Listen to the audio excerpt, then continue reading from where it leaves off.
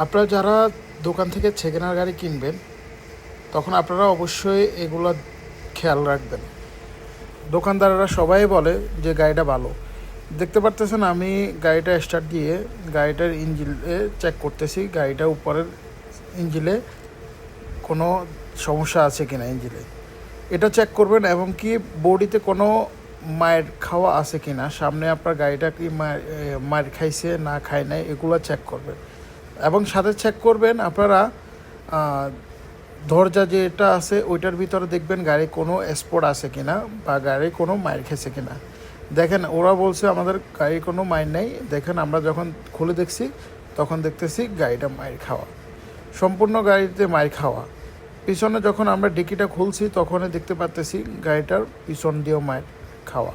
তাহলে আপনারা অবশ্যই লক্ষ্য রাখবেন যে গাড়িটা যখন কিনবেন তখন এগুলা অবশ্যই আপনারা দেখে শুনে অবশ্যই আপনারা গাড়িটা কিনবেন, কারণ আপনাদেরকে বলবে গাড়ি ভালো কিন্তু গাড়ি ভালো না।